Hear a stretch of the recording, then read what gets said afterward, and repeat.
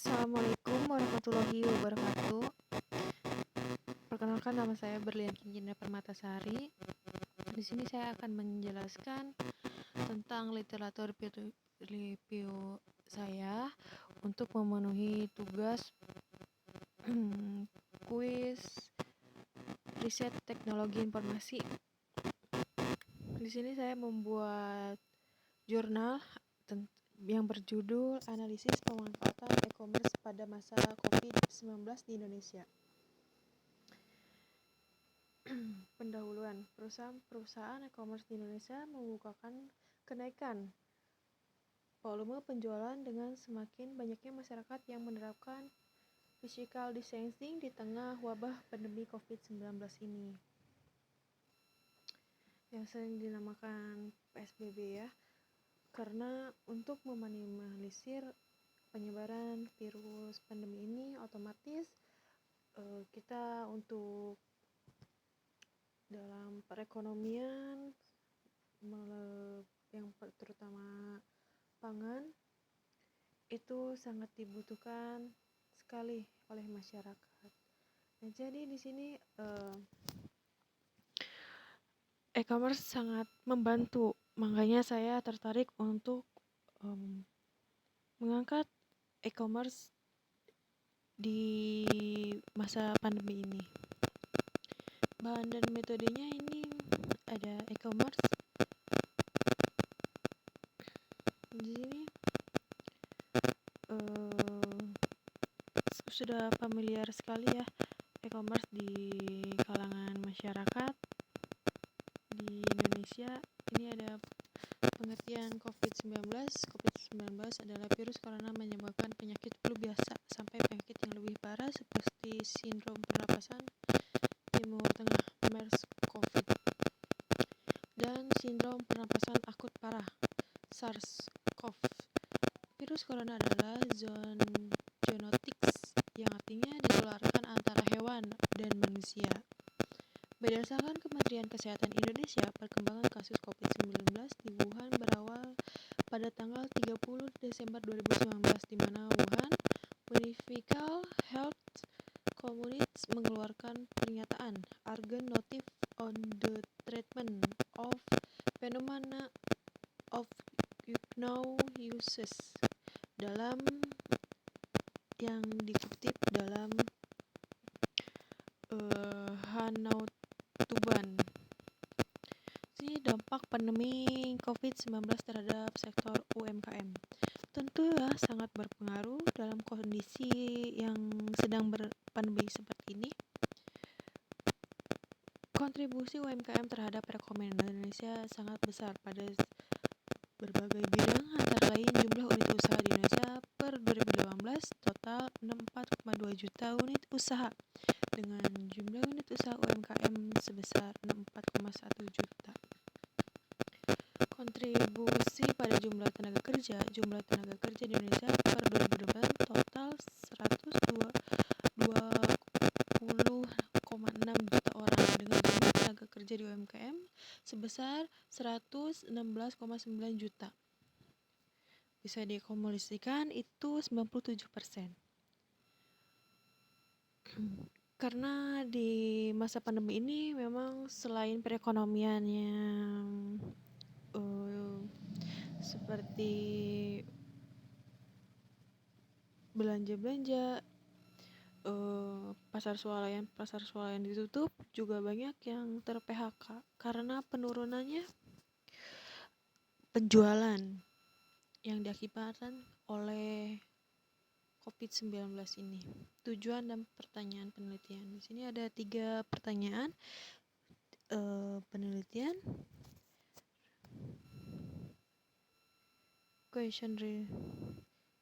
Itu yang pertanyaan yang pertama, apakah e-commerce membantu perekonomian Indonesia pada masa pandemi COVID-19 ini? Pertanyaan yang kedua, e-commerce apa saja yang banyak digunakan di Indonesia? Pertanyaan yang ketiga, bagaimana pemerintahan mengatasi perekonomian Indonesia pada masa pandemi COVID-19 ini?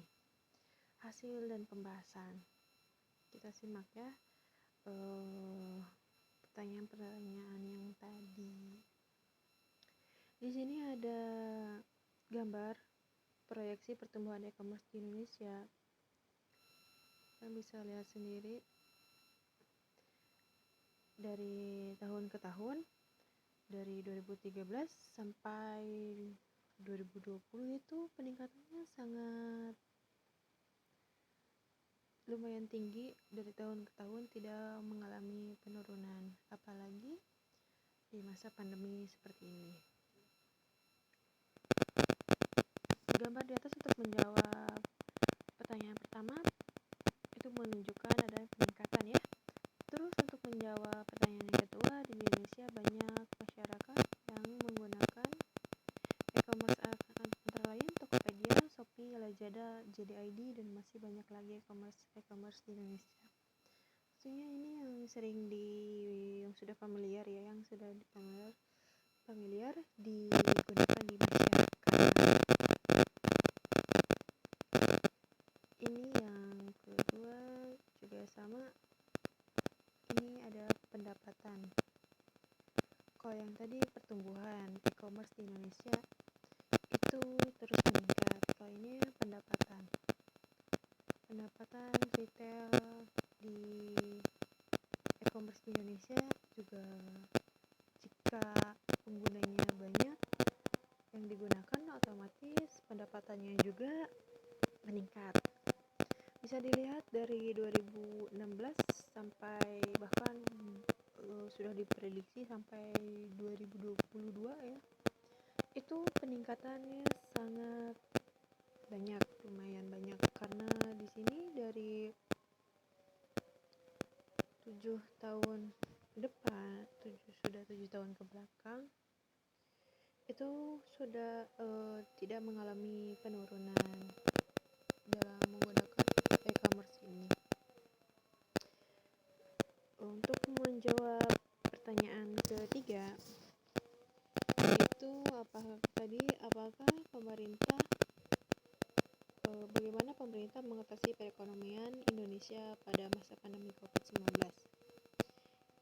Ini pemerintah telah mengeluarkan 9 produk hukum terkait penanganan COVID-19, yaitu 4 keputusan presiden, 2 peraturan presiden, 1 peraturan pemerintah, 1 instruksi presiden, dan 1 peraturan pemerintah pengganti undang-undang.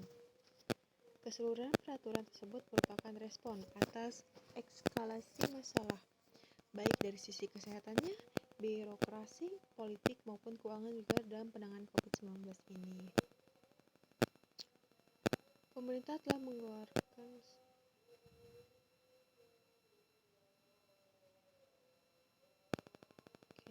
ini kesimpulannya.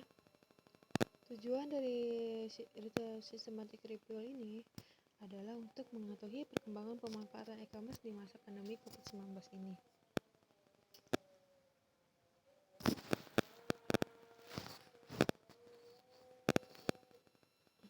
Berdasarkan hasil identifikasi review dapat bahwa adanya peningkatan penggunaan e-commerce pada tahun 2020 ini, masyarakat beralih dari pasar swalayan atau mall ke e-commerce karena keterbatasan aktivitas pada masa ini. Pertanyaan yang kedua, di Indonesia banyak masyarakat yang menggunakan e-commerce antara lain Tokopedia, Shopee, Lazada, JD.id, dan masih banyak lagi.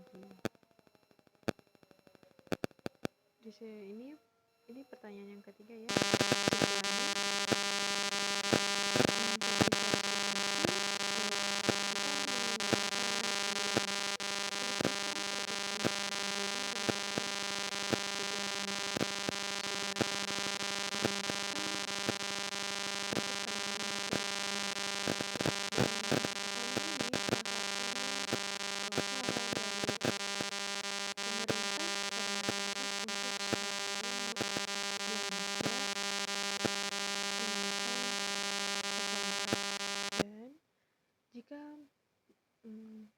Belanja ke pasar swalayan, mall itu selalu menggunakan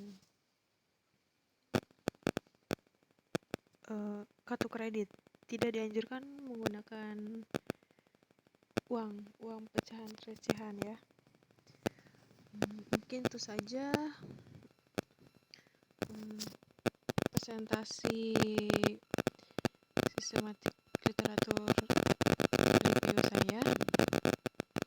Tetap jaga kesehatan, jaga jarak, dan selalu memakai masker. Mohon maaf bila banyak kekurangan. Terima kasih. Assalamualaikum warahmatullahi wabarakatuh.